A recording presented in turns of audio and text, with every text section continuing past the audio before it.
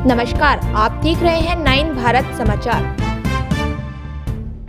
NSUI की नशा छोड़ो जीवन जोड़ो साइकिल यात्रा में हुए सम्मिलित राजस्थान के पूर्व उप मुख्यमंत्री एवं पूर्व प्रदेश अध्यक्ष एवं टोंक विधायक सचिन पायलट आज पाली पहुंचे, जहां NSUI नशा छोड़ो जीवन जोड़ो की साइकिल यात्रा रैली कार्यक्रम में सम्मिलित हुए। पाली पहुंचने पर कांग्रेस जिला अध्यक्ष अजीज दर्द एवं वरिष्ठ पदाधिकारी द्वारा 51 किलो के फूलों के हार के साथ उनका भव्य स्वागत किया गया।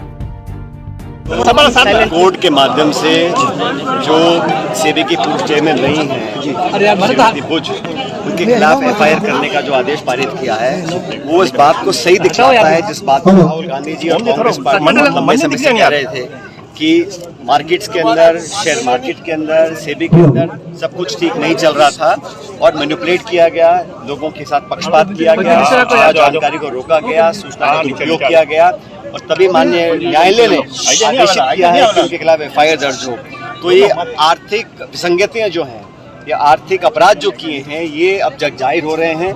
मुझे लगता है कि सरकार की, केंद्र सरकार की जो नीति का निर्माण हो रहा है, वो चंद लोगों को फायदा पहुंचाने के लिए हो रहा है, चाहे वो शेयर मार्केट हो, चाहे वो प्राइवेटाइजेशन हो, चाहे बैंक के लोन हो, चाहे बैंक की लोन माफी हो, इन सभी पर चर्चा होनी चाहिए। और जैसा राहुल गांधी जी कहते हैं, हमारी पार्टी कहती है कि एक JPC बने और जो अब तक गड़बड़ घोटाले हुए हैं, लाखों करोड़ की चोरी हुई है, बैंकों को चूना लगाया गया है, उस सब का पर्दाफाश हो रहा है। और ये जो FIR के आदेश हुए हैं, ये इस दिशा में संकेत करता है कि आने वाले समय इन सब लोगों को जनता के बीच जाना पड़ेगा, सच्चाई बतानी पड़ेगी। सर, अभ्यर्थियों की जनेऊ उतारी जा रही है, उसको लेकर क्या कहेंगे?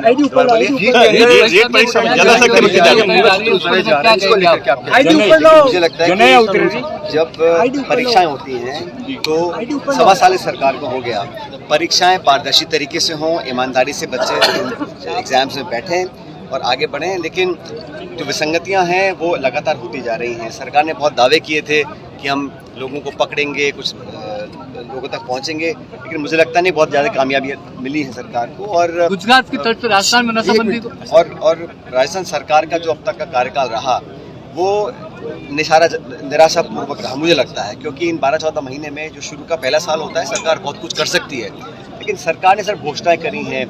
बजट पढ़ते हैं तो 4 लाख नौकरी का संकल्प लेते हैं, अभी फसल खरीद होती समय पे नहीं हो रही है, बैंकों में लोगों को ना तो स्कॉलरशिप मिल रही है, ना लोगों को बैंक का ऋण मिल रहा है, और जो ग्रामीण क्षेत्र में निर्माण के काम थे लगभग ठप पड़े हैं। और सरकार में खिंचाव तनाव बहुत है, सत्ता के केंद्र बहुत सारे बन गए हैं, ब्यूरोक्रेसी हावी है, सत्ताधारी जो विधायक हैं वही अपनी छाती पीट रहे हैं, काम नहीं करा पा रहे हैं। और जो एक एडमिनिस्ट्रेशन पे सरकार का एक नियंत्रण होना चाहिए, उसका बहुत अभाव है। सर, कुड़ीमल मीणा का जो है आज मकान जो है उसको बेदखल कर रहा है, क्या मंत्री है या नहीं है? ये असमंजस बना है, देश की जनता के साथ मजाक हो रहा है। जिस व्यक्ति को आपने शपथ दिला के मंत्री बनाया, उनका क्या अस्तित्व है आज वो मंत्री है कि नहीं है? सिफत दिया है तो उसको एक्सेप्ट किया है कि नहीं किया है?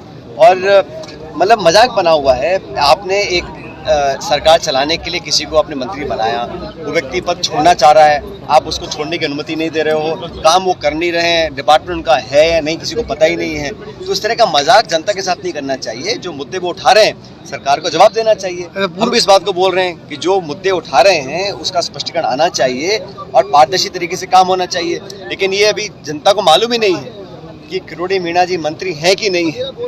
वो कहते हैं मैं छोड़ चुका हूँ, मुख्यमंत्री उनका इस्तीफा एक्सेप्ट नहीं कर रहे हैं, तो असमंजस बना हुआ है, मजाक बना हुआ है। पूर्व सरकार द्वारा जो संभाग और जिले का गठन किया गया था, उन्हें रद्द कर दिया गया। जो जिले बने थे, संभाग बने थे, 1 साल के बाद सरकार ने उसमें छेड़खानी करी है, रद्द कर दिया है। और मैं बार बार कहता हूँ, अगर जिलों के निर्माण अगर आप नहीं करा पाते हो, जो हमने करे थे उनको आप खत्म करना चाहते, एक मापदंड तो हो, उसका क्षेत्रफल है या उसकी जनसंख्या है। बिना मापदंड के आप मनमर्जी से जिलों को बना रहे हो, बिगाड़ रहे हो, ये गलत है। और पूरे प्रदेश में इसका विरोध हो रहा है, विधानसभा में लोग इसको उठा रहे हैं, लेकिन सरकार ने अभी तक मनमर्जी से ही जिलों का खत्म करने का काम किया।